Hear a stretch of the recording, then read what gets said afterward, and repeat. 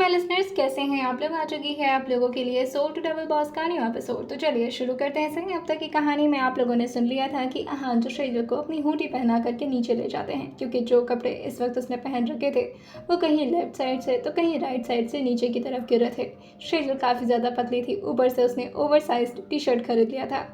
अहान उसके कपड़े को चेंज कराते हैं और उसे हुडी पहना करके अपने साथ बाहर ले जाने लगते हैं। इस वक्त श्रेजल अहान की हुडी में पूरी तरह से डूब चुकी थी। एक तो श्रेजल की हाइट अहान से काफ़ी ज़्यादा छोटी थी, ऊपर से वो काफ़ी ज़्यादा पतली होने की वजह से उसमें नज़र ही नहीं आ रही थी, और साथ ही अहान उसको और ज़्यादा क्यूट बनाते हुए हुडी के कैप को भी उसके सर पर लगा दिए थे। वो उसका हाथ पकड़ करके आराम से उसे सीढ़ियों से नीचे की तरफ ले आ रहे थे। अहान जो देखते हैं कि इस वक्त उनके डैड यानी कि धर्म जी अकेले ही डाइनिंग टेबल पर बैठे हुए हैं। अहान इधर उधर अपनी नज़र को फेरते हैं, मगर कहीं पर भी ना तो पार्थक नजर आ रहा था, ना ही यशवीर और ना ही माहिर। अहान जो नीचे की तरफ आते हैं और श्रेजल के लिए अपने हाथों से चेयर की थोड़ा पीछे की तरफ खींच देते हैं, जिससे देख करके धर्म जी हल्का हल्का स्माइल कर रहे थे। वहीं अहान भी खुद आकर के हेड चेयर पर बैठ जाते हैं और श्रेजल के हाथ को पकड़ते हुए कहते हैं, कंफर्टेबल तो होना तुम हुडी में। श्रेजल अपने चेहरे को जल्दी जल्दी ना हिलाते हुए कहती है, मैं ये क्या बता लूँ, जोकर लग रही होंगी। अहान जो कहते हैं, क्यूट से टेडी बियर लग रही हो। धर्म जी जो कि अपने गले को क्लियर करते हुए कहते हैं, कहीं ऐसा तो नहीं कि मैं आपको नजर नहीं आ रहा हूँ बेटा। अहान जो अपने डैड की तरफ देखते हुए कहते हैं, ऐसा नहीं है डैड। हेलो, मैं आपको ग्रीट करना भूल गया। धर्म जी जो कहते हैं, आई अंडरस्टैंड बेटा, वैसे भी अब आप अपनी बीवी के साथ हैं तो फिर अपने डैड पर फोकस करना थोड़ा मुश्किल हो जाता होगा। अहान जो कहते हैं, ऐसा कुछ नहीं है, मेरी प्रायोरिटी की। तभी धर्म जी जो कहते हैं, खाने की जगह पर कभी झूठ नहीं बोलना चाहिए बेटा, अच्छी बात नहीं होती है। अहान जी भी बात को तो अच्छे से जानते थे कि अब श्रीजल उनके लिए पूरी तरह से प्रायोरिटी बन चुकी है, जिस वजह से वो अपनी बात को बीच में ही रोक देते हैं। धर्म जी से अहान जो पूछते हैं, बाकी लोग कहाँ हैं, आप अकेले क्यों बैठे हैं यहाँ पर। धर्म जी अगल बगल देखते हैं और फिर अपने फ़ोन को देखते हुए अपनी भावों को चढ़ाते हुए कहते हैं, हर जगह इस वक्त रोमांस फैला हुआ है, जहाँ देखो वहीं हंस के जोड़े फिर रहे हैं। अहान जी कहते हैं, माहिर और यशवीर का तो समझ में आ रहा है, पार्थक कहाँ है। धर्म जी जो कहते हैं, आपको लगता है कि आपका छोटा भाई आपसे कम है। अगर आप शेर हैं तो वो सवा शेर हैं, वो भी लगे होंगे किसी के साथ। अहान जो कहते हैं, मुझे नहीं लगता कि वो। और फिर उनको होली का वो इंसिडेंस याद आ जाता है, जिसकी वजह से वो खुद से कहते हैं, ये लड़का सुधरेगा नहीं जब तक मैं इसे डांटूंगा नहीं। पढ़ाई पर ध्यान नहीं लगा रहा है, इंटर्नशिप का टाइम आ रहा है, आज बताता हूँ उसे। वहीं अब धीरे धीरे बाकी के स्टाफ जो कि खाने को लेकर के डाइनिंग टेबल पर रखना शुरू कर चुकी थी। खाना तो बाहर आ गया था, मगर ना यशवीर बाहर आया था और ना ही माहिर। माहिर जो लगातार लिली को अप्रोच करने में लगा हुआ था, और वो बार बार लिली के सामने आते हुए कहता है, आप बात तो सुन लीजिए। अच्छा, कितना नखरा करती हैं आप। अच्छा, ये तो बता दीजिए कि आप सिंगल तो है ना। लिली जो बार बार अपने हाथ में पॉट ले करके माहिर को अपने आप से अलग करते हुए कहती है, आप थोड़ा साइड होंगे, मुझे ये डिश ले जाना है।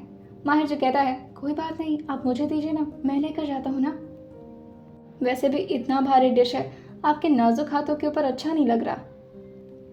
लाइए इसे मैं ले लेता हूँ। वही लिली जो कहती है, रहने दीजिए, मैं ले लूँगी, आप परेशान मत होइए, आप जाइए, आप जाकर के डाइनिंग हॉल में बैठिए। वही माहिर का तो पूरा गोल आज लिली से मिलना था, भला वो डाइनिंग हॉल में जाकर के क्या करता। वो लिली से कहता है, आप बात समझ नहीं रही हैं, और ये डिश तो मैं ही लेकर जाऊंगा। और इसी तरह से माहिर और लिली में खींचातानी शुरू हो जाता है। लिली जो कहती है, ठीक है फिर आप ही पकड़िए। माहिर को ज़रा सा भी आइडिया नहीं था कि अचानक से लिली उस पॉट को पूरी तरह से छोड़ देगी, जिस वजह से पूरा पॉट उसके ऊपर ही जाकर के गिर जाता है और उसका पूरा कपड़ा गंदा हो जाता है। जैसे ही वो डिश माहिर के कपड़ों के ऊपर पड़ा था, वो एकदम से चिल्लाते हुए कहता है, आह, ये तो बहुत गर्म है, मैं जल गया। और ये बोल करके वो जल्दी से डिश को स्लैब पे रखता है और लिली को दिखाते हुए कहता है, ये तो बहुत जल रहा है, कुछ करो लिली। लिली जो लगातार उसके मुंह को देखे जा रही थी, वही माहिर जो कहता है, अरे तुम खड़ी कैसे हो यार, तुम्हें ज़रा सा भी रहम नहीं आ रहा मेरे ऊपर, मुझे शर्ट उतारना पड़ेगा, तुम्हारा रूम कहाँ है। लिली बस अपने एक हाथ को अपने कमर पर रखी और दूसरे हाथ को स्लैब पर टिकाए हुए उसको घूरे जा रही थी।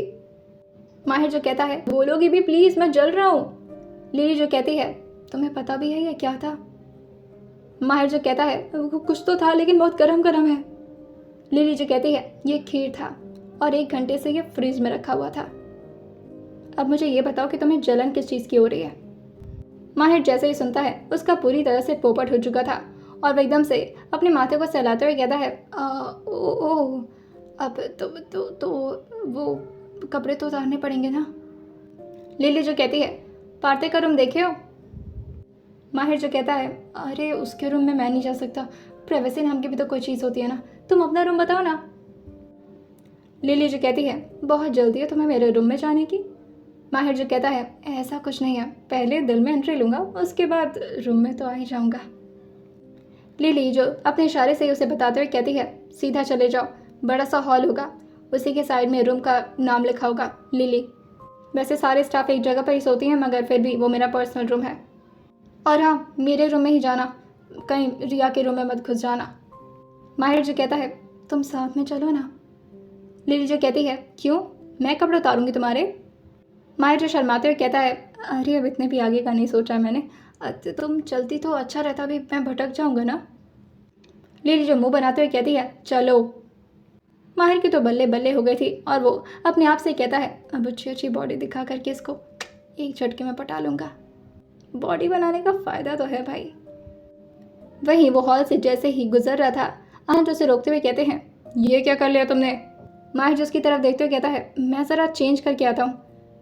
आहन जो उसको जाता हुआ देखकर कहते हैं रुको, पार्थे का रूम उधर है और मेरा रूम ऊपर है, मेरे रूम में नहीं जा सकते हो, पार्थे के रूम में जाओ, उधर कहाँ जा रहे हो। माहिर जो एक आईविंग करते हुए कहता है अरे समझना यार। वही लीली उसके चेहरे की तरफ ही अपने गर्दन को टिल्ट करके घूरे जा रही थी। आहन जो बस उसको हल्का सा घूरते हैं और फिर इशारा करते कहते हैं जाओ। लिली जो माहिर की तरफ देखते हुए कहती है ये आँख क्यों मारा जा रहा था। माहिर जो कहता है अब वो मेरी आँख फड़क रही थी। लिली जो कहती है कहते हैं कि जब दाई आँख फड़कती है ना तो कुछ बुरा होता है, कहीं ऐसा ना हो कि तुम्हारे साथ सच में कुछ बहुत बुरा हो जाए। माहिर जो कहता है मुझे तो नहीं लग रहा, आज का दिन तो मेरे लिए वैसे बहुत शुभ है। वहीं किचन में एक हंस का जोड़ा तो जा चुका था मगर दूसरा हंस का जोड़ा अभी भी आपस में आर्गुमेंट पे आर्गुमेंट किया जा रहा था। यशवीर जो रिया को मनाते हुए कहता है आ जाऊंगा ना यार, बस 15 दिन का टाइम मांग रहा हूँ। रिया जो कहती है 15 दिन का टाइम मांग रहे हो, ऐसे तुम जिंदगी भर बस टाइम मांगते रह जाओगे, नहीं आना ना तुम्हें मेरे घर पे मत आओ, मुझे लगता है तुम्हें दूसरी लड़की पसंद आ गई है। यशवीर जो कहता है कैसी बात कर रही हो रिया, तुम्हारे अलावा जब से तुम्हें फर्स्ट टाइम देखा हो ना तब से फ्लैटेंड हो तुम पर, और फिर तुम्हारे जैसे खूबसूरत और इतनी प्यारी लड़की को छोड़ करके मैं किसी और पर नज़र भी कैसे डाल सकता हूँ यार। रिया जो कहती है तो कब बात करोगे मेरे घर वालों से, जब मैं बुढ़ी हो जाऊंगी, मेरे दांत गिर जाएंगे तब। यशवीर जो कहता है यार इस टाइम कंपनी में ना कुछ प्रॉब्लम चल रही है, अगर इस टाइम सर से छुट्टी मांगा या फिर शादी वगैरह के बारे में बात की ना तो कि तभी रिया जो कहती है 1 मिनट, शादी के बारे में आहान सर से बात नहीं करनी है, मेरे घर वालों से बात करनी है स्टूपिड। यशवीर जो कहता है तुम्हें पता भी है कि जो यशवीर है ना वो आहान सर के बिना कुछ नहीं है। मेरी शादी तो बहुत दूर की बात है यार, मेरी छोटी मोटी डिसीजंस भी सर ही लेते हैं और मुझे हर चीज़ उन्हें बता कर करना होता है। रिया जो कहती है तुम्हें मुझसे ज़्यादा इंपॉर्टेंस सर को देना है। हाँ। रिया की बात सुनकर यशवीर जो कहता है रिया मैं उनके बिना कुछ नहीं हूँ, और फिर उसके हाथ पकड़ते हुए कहता है तुम बात को समझने की कोशिश करो, सिर्फ 15 दिन दो मुझे, 15 दिन में ना मैं तुम्हारे घर पहुँच जाऊँगा and I am damn sure कि वो लोग मना नहीं करेंगे। रिया जो कहती है रिश्ता ढूंढा जा रहा है मेरे घर पर, लगातार मुझे कॉल्स पे कॉल्स आ रहे हैं, तुम नहीं जानते हो लड़कियों की ज़िंदगी कैसी होती है, हम तो खुद से कुछ कह भी नहीं सकते वरना कहेंगे कि काम करने गई थी या फिर इश्क लड़ाने। मैं चाहती हूँ कि तुम आओ और मेरे घर वालों से बात करके मुझे अपने साथ ले जाओ, तुम जहाँ रखोगे जैसे हालत में रखोगे मैं रह लूँगी, प्लीज़ यार कहीं कहीं तुम मुझसे दूर मत हो जाना। यशवीर उसके हाथ पकड़ते हुए उसे अपने पास बुलाता है और अपने गले से उसको लगाते हुए कहता है रिया आई एम सो सॉरी कि मैंने तुम्हें हर्ट कर दिया, बट मैं बात करता हूँ सर से, ठीक है, तुम रोना बंद करो। और घर वाले मानेंगे कैसे नहीं, पक्का मान जाएंगे, आई एम डैम श्योर। रिया जो कहती है देखते हैं मेरे घर वाले बहुत स्ट्रिक्ट हैं। और वही यशवीर जो कहता है आहान सर भले ही ऑफिस में मुझसे बहुत ही ज़्यादा रूड रफ रहते हैं पर एक्चुअल में वो मुझे बहुत मानते हैं, बड़े भाई की तरह हैं वो मेरे। और सोचो अगर आहान खुराना सर का भाई खुद तुम्हारे घर पे रिश्ता मांगने जाएगा, वो भी आहान सर के साथ, तो तुम्हारे घर वाले मना कर पाएंगे।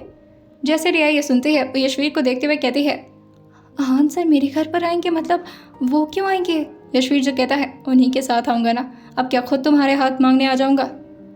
कोई बड़ा तो होना चाहिए ना। जैसे रिया ये सुनती है वो ज़ोर से खुश होते हुए उसे गले लगाते हुए कहती है थैंक यू सो मच। तुम ये सोच रहे थे और मैं सोच रही थी कि कहीं ऐसा तो नहीं कि तुम्हारा इंटरेस्ट ही मुझसे लूज़ हो गया है। वहीं श्रीजल जो आहान को देखते हुए कहती है मैं ज़रा अंदर देख कर आती हूँ। आहान जो कहते हैं तुम चुपचाप से यहीं बैठो और मेरे साथ खाना खाओ। श्रीजल जो कहती है पर वो लोग अंदर। कि तभी आहान जो कहते हैं तुम्हें दो कपल्स के बीच में जाकर के क्या टांग अड़ाना है, चुपचाप। वहीं यशवीर और रिया जो कि एक दूसरे के हाथ में हाथ डाले हुए हॉल एरिया में आ जाते हैं। दूसरी तरफ से लिली जो माहिर को कपड़ा बदलवा करके बाहर की तरफ लेकर आ रही थी। धर्म जी जो कहते हैं चलो फाइनली सब लोग आ तो गए कम से कम। यशवीर, रिया, माहिर और लिली चारों के चारों इस वक्त खड़े थे। धर्म जी जो कि उन चारों को देखते हुए कहते हैं बैठ भी जाइए, खड़े क्यों हैं आप सब। आज जो यशवीर को देखते हुए कहते हैं क्या हो गया तुम्हें, बैठने में कोई दिक्कत हो रही है। यशवीर जो अपनी बगल की तरफ रिया को देखता है और फिर आहान सर को आंखों ही आंखों में इशारा करते हुए कहता है अभी तो नहीं खाऊंगा ना सर, मैं तो बाद में खाऊंगा। कहीं माहिर की नज़र तो लिली से हट ही नहीं रही थी। वो तो किसी नए नए मजनू की तरह लिली पर अपनी नज़र को गड़ाए हुए रखा था। आज उसे घूरते हुए देखकर कहते हैं मिस्टर माहिर मेहरा डिनर कर लो, तुम्हें घर भी जाना है। माहिर सुन तो आहान की बात रहा था मगर उसकी नज़र लगातार लिली पर ही टिकी हुई थी और वो अपने चेहरे को ना मिलाते हुए कहता है आज रात घर नहीं जा पाऊंगा मैं। उसकी इन हरकत को सारे लोग नोटिस कर रहे थे। आहान जो माहिर से कहते हैं माहिर। जैसे इतना कड़क की टोन वो आहान की सुनता है वो एकदम से सामने देखते हुए कहता है हाँ बोलो। आहान जो कहते हैं चुपचाप से खाना खाओ और दफा यहाँ से, मैंने तुम्हें डिनर के लिए इन्वाइट किया था। माहिर जो कहता है मेरा तो पेट भर गया और ये बोल करके वो लिली को देखते हुए कहता है बहुत अच्छी खीर थी, तुमने अपने हाथों से बनाया था ना। लिली जो उसको बिल्कुल भी भाव नहीं दे रही थी लेकिन मन ही मन उसको भी काफ़ी अच्छा लग रहा था जिस तरीके से वो सबके सामने अपने आप को बेवकूफ़ साबित करके लिली को इम्पोर्टेंस दिया जा रहा था। धर्म जी जो कहते हैं सारे लोग इसी तरह से खड़े रहेंगे तो हमें खाने में अच्छा नहीं लगेगा, बैठिए आप लोग। लेकिन अब यशवीर कैसे बैठ सकता था जब रिया खड़ी रहती और माहिर कैसे बैठ सकता था जब लिली खड़ी रहती। धर्म जी जो कहते हैं आप पहले इन लोग को ऑर्डर दीजिए वरना यहाँ पर कोई नहीं बैठेगा। आहान जैसे ही सबको बैठने का इशारा करते हैं सब आकर के चेयर पर बैठ चुके थे और सब साथ में अब डिनर करना शुरू कर चुके थे कि तभी हाँ जो एक स्टाफ को पार्थिक के कमरे में जाने के लिए कहते हैं और उनसे कहते हैं जाइए बुला कर लाइए उसे। पार्थिक जो इस वक्त लगातार आयु को कंसोल किया जा रहा था। आयु बेचारी इस वक्त काफ़ी ज़्यादा परेशान थी, उसे अपनी इंटर्नशिप को कंटिन्यू करना था और इस वक्त उसे बहुत ही ज़्यादा ओवर थिंकिंग हो रही थी। वो पार्थिक से वीडियो कॉल पर बात करते हुए कहती है मुझे कुछ समझ नहीं आ रहा यार, हम लोग का थर्ड ईयर कंप्लीट हो गया है और ऊपर से अब तो एग्ज़ाम्स भी सर पर हैं यार। पार्थिक जो कहता है तो क्या हो गया, मेरे भी तो एग्ज़ाम्स हैं लेकिन मुझे देखो कितना चिल्ड हूँ, तुम भी बिल्कुल रिलैक्स करो और इस वक्त तो मत सोचो इस बारे में। आयुषी जो कहती है कैसे ना सोचूं, इतनी ज़्यादा टेंशन हो रही है, पता नहीं किसी अच्छी कंपनी में जॉब भी मिल पाएगी या नहीं। मैं चाहती हूँ कि मैं किसी अच्छी कंपनी में इंटर्नशिप करूँ ताकि होता है ना जब आप किसी बड़े से कंपनी में काम कर लेते हो तो छोटे मोटे ऑफिस में जाने में आपको प्रॉब्लम नहीं होती है। वहीं पार्थिक पूरे कॉन्फिडेंट वे में कहता है अरे तुम टेंशन क्यों लग रही हो, अरे तुम टेंशन क्यों ले रही हो, AI टेक्नोलॉजी से किया है ना तुमने बीटेक, तो मेरे भाई की तो कंपनी उसी की है ना। देखो भाई हमारा और तुम्हारा दोनों सेम सेक्टर है और मैं तो अपने भाई की कंपनी में आराम से जुड़ जाऊँगा, तो तुम्हें तो ऑब्वियसली यार तुम्हें थोड़ी ना छोड़ रहा हूँ मैं। और वैसे भी इंटर्नशिप के लिए भाई की कंपनी हम लोग को इनविटेशन देने वाली है, वो भी हमारे कॉलेज में स्पेशली, तो परेशान मत हो, हम दोनों का सिलेक्शन तो पक्का है। अब जाओ जल्दी से जाकर के कुछ खाना खा लो। कि तभी बाहर से एक स्टाफ जो के अंदर की तरफ आते हुए कहती है पार्थिक सर आपको सर बुला रहे हैं। पार्थिक जो पीछे मुड़ते हुए कहता है सर मतलब। वो स्टाफ जो कहती है हाँ सर बुला रहे हैं। पार्थिक जो कहता है अरे टाइम हो गया ना, अच्छा आयुषी मैं ना तुमसे बाद में बात करता हूँ, भाई ने बुला रहे हैं। आयुष से तुरंत ही रोकते हुए कहती है अरे सुनो तो, मुझे तुमसे बात करनी है, मुझे इस वक्त कुछ भी अच्छा नहीं लग रहा, प्लीज़ मुझसे बात कर लो, एक तो मैं घर पर भी अकेली हूँ, बिल्कुल अच्छा नहीं लग रहा। पार्थिक जो कहता है अगर तुम चाहते हो कि मेरी मुंडी सही सलामत बची रहे और मेरी जान भी बची रहे तो प्लीज़ मुझे जाने दो, भाई को ना डिनर टाइम पर फ़ोन वगैरह यूज़ करना पसंद नहीं है, प्लीज़। आयुषी जी कहती है क्या यार इतना भी नहीं कर सकते मेरे लिए, और कहते हो कि सब कुछ करोगे, चांद तारे तोड़ कर लाओगे, बढ़िया है।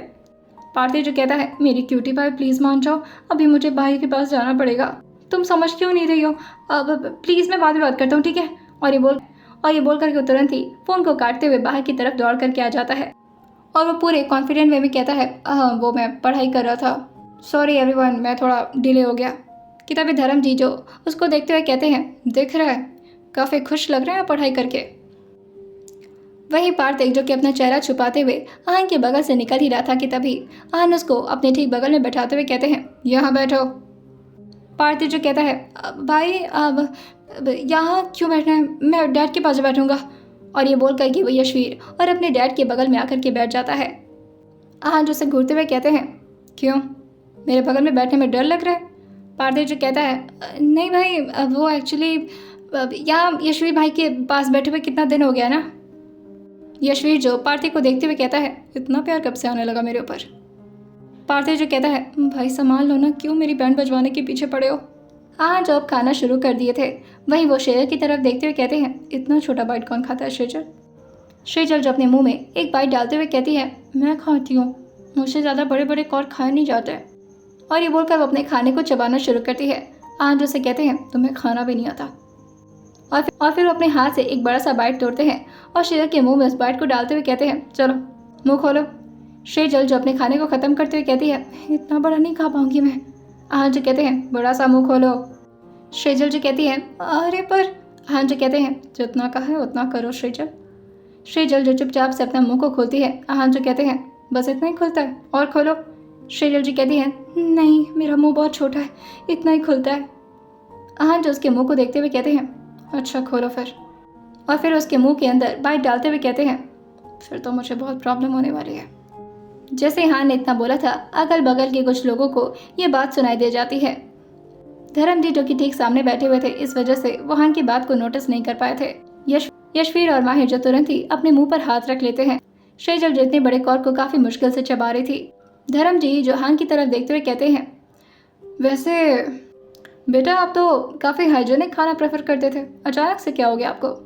आहन जो अपने डैड की तरफ देखते हुए कहते हैं, वही तो खा। आहन शेजल को देखने और उसको खिलाने में इतना ज़्यादा व्यस्त हो गए थे कि वो भूल गए थे कि वो इस वक्त खाना क्या खा रहे हैं। वैसे ऐसा नहीं था कि आहन बाकी नॉर्मल लोगों की तरह खाना नहीं खाया करते थे, पर वो अक्सर ओट्स वगैरह ज़्यादा प्रेफर करते थे, जिसकी वजह से धर्म जी उन्हें टॉन्ट मार रहे थे। आहन जो कहते हैं, शायद ओट्स बनानी है मेरे लिए, तो मैंने सोचा कि मैं यही। कि तभी माहिर जो कि सामने की डिश को खोलते हुए कहता है, कैसे नहीं बना भाई, देखो तुम्हारे लिए बना है। और फिर वो लिली की तरफ देखते हुए कहता है, आपने प्यार से बनाया था ना, कोई बात नहीं, अब तू तो खाएगा नहीं, तू तो भाभी के साथ खाना खा रहा है, मैं ही टेस्ट कर लेता हूँ।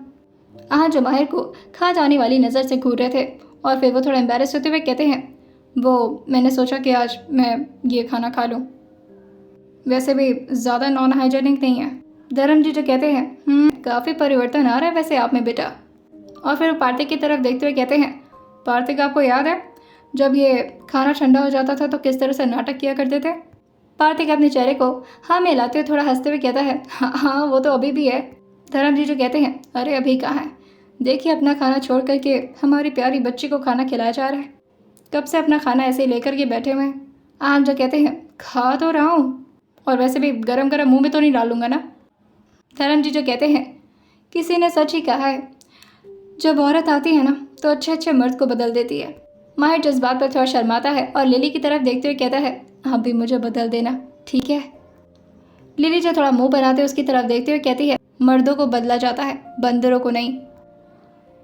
माहिर का एकदम से मुंह बन जाता है और वो फिर से अपने चेहरे को डिश की तरफ करते हुए जल्दी जल्दी डिनर ठूसने लगता है।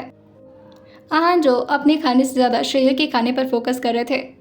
वहीं पार्थिक जो फ्लो में अपने भाई को देखते हुए कहता है, भाई आप खुद भी खा लीजिए, वरना ऐसे तो आपका भी खाना ठंडा हो जाएगा, और मुझे तो लगता है हो भी गया होगा। आहन जो पार्थिक की तरफ देखते हुए कहते हैं, एग्जाम्स कब से शुरू हो रहे हैं तुम्हारे। पार्थिक एकदम से भूल गया था कि आहन कभी भी उसको डराने का मौका नहीं छोड़ते थे। बेचारा पार्थिक तो सिर्फ माहौल क्रिएट करने के लिए बोल दिया था, लेकिन अब उसकी पूरी तरह से सिट्टी पिट्टी गायब हो चुकी थी। आहन जो कहते हैं, कुछ पूछा है मैंने पार्थिक। पार्थिक जो अपने मुंह में कौर डालते हुए कहता है, भाई वो मुझे लगता है कि होने ही वाला होगा, मतलब ऐसे मतलब याद नहीं आ रहा। आहन जो कहते हैं, इस वक्त तुम्हारे फ़ोन पर टाइम ज़्यादा वेस्ट हो रहा है ना, फ़ोन कहाँ है तुम्हारा। पार्थिक जो भगवान से प्रे करते हुए कहता है, नहीं नहीं भगवान इतना गलत मत करवाना प्लीज़ प्लीज़ प्लीज़। इस वक्त उसका फ़ोन लगातार वाइब्रेट हो रहा था, लेकिन शुक्र ये था कि उसने अपने फ़ोन को पॉकेट में रखा हुआ था।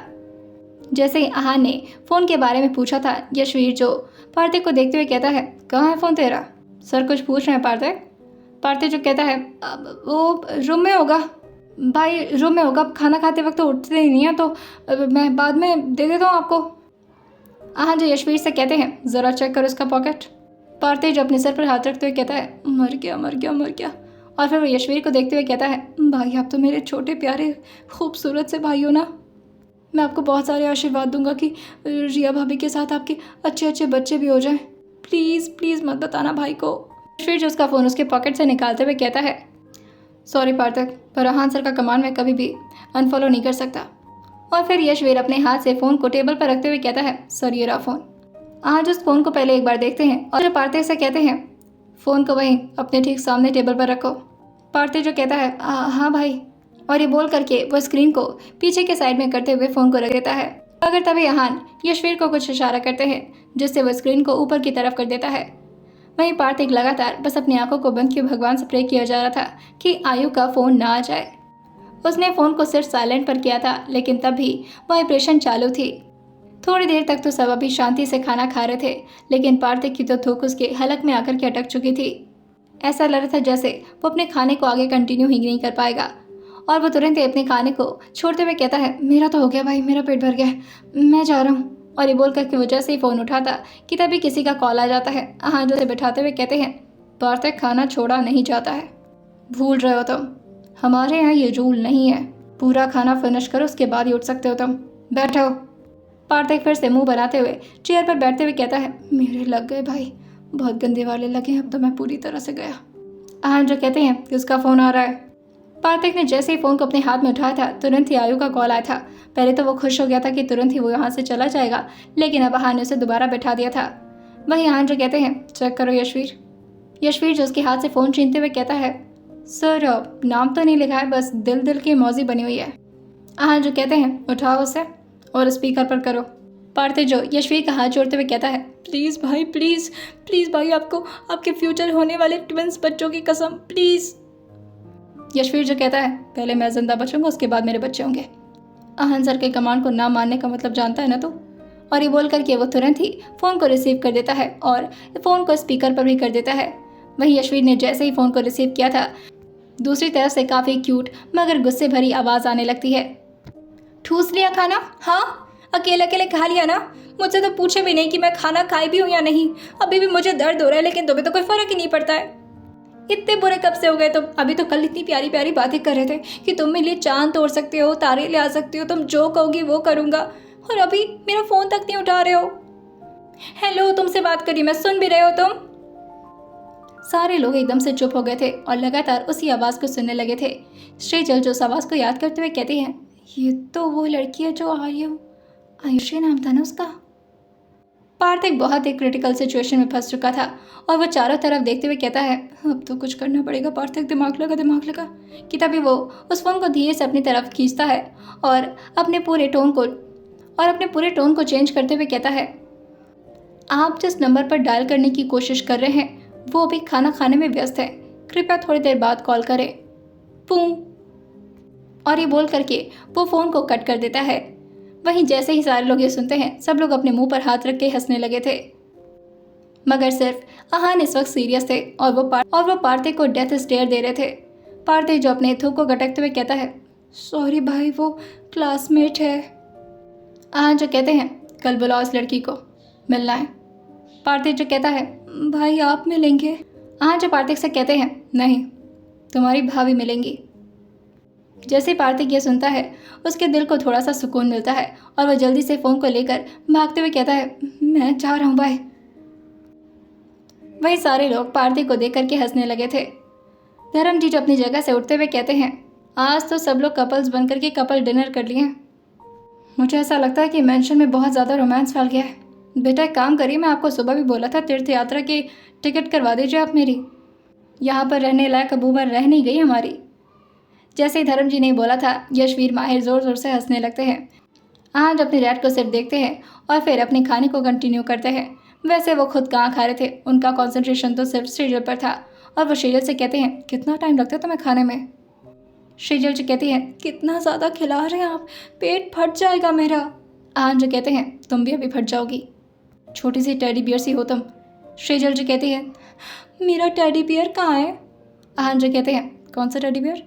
शेजल जो कहती है अरे वही जो सुबह मैं लेकर आ रही थी, फिर किसी बॉडीगार्ड ने छीन लिया था आपके, मुझे वो टेडी बियर चाहिए। आहान जो कहते हैं मिल जाएगा, लेकिन पहले पूरा खाना फिनिश करो। शेजल जो कहती है अगर पूरा खाना खा लूँगी तो मिल जाएगा ना? आहान जो कहते हैं तुम बच्चों की तरह जिद कर रही हो मुझसे। शेजल जो अपने चेहरे को हाँ मिलाते हुए कहती है प्लीज़। आहान जो कहते हैं रिया तुरंत ही खड़े होते हुए कहती है हाँ सर बोलिए। रिया में हमारे रूम में पहुंचा देना। रिया जैसे ही चौंक करके उठी थी, आहान तुरंत ही उसे बैठाते हुए कहते हैं इसका टेडी बियर जो तुम्हें सुबह एक बॉडीगार्ड ने हैंड ओवर किया था, उसे ले आकर के आज रूम में दे देना। और फिर वो शेर के प्लेट की तरफ देखते हुए कहते हैं लेकिन अगर ये खाना नहीं खा पाए तो इसे टेडी बियर नहीं मिलेगा, इवन वो मैं आज ट्रैश कैन में फेंकवा दूंगा। शेजल जहान की तरफ देखते हुए कहती है ये चीटिंग है, आपने अपने हाथ से खाना सर्व किया था, बहुत ज़्यादा खिला रहे हैं आप। आहान जो कहते हैं ताकि तुम थोड़ी सी मोटी हो जाओ। सारे लोग इस वक्त काफ़ी रोमांटिक डिनर कर रहे थे। वहीं लगातार माहिर भी लिली को देखे जा रहा था और फाइनली लिली के भी चेहरे पर एक प्यारी सी स्माइल आ जाती है और वो माहिर की तरफ देखते हुए कहती है बस भी करिए, देखना सामने की तरफ देखकर खाना खाइए। माहिर जिसकी तरफ अपने चेयर को थोड़ा शिफ्ट करते हुए कहता है वैसे मैंने देखा था तुम किस तरह से मेरी बॉडी को देख रही थी, तुम्हें 6 पैक्स वाले बंदे बहुत पसंद है क्या? लिली जो उसकी तरफ देखते हुए कहती है ऐसा कुछ नहीं है, आप खाना खाइए ना, इस तरह की बातें क्यों पूछ रहे हैं, सामने सर बैठे हैं। आहान जो माहिर और लिली को देखते हैं और फिर यशवीर और रिया को, जो कि आपस में धीरे धीरे गुटर गुटर किए जा रहे थे।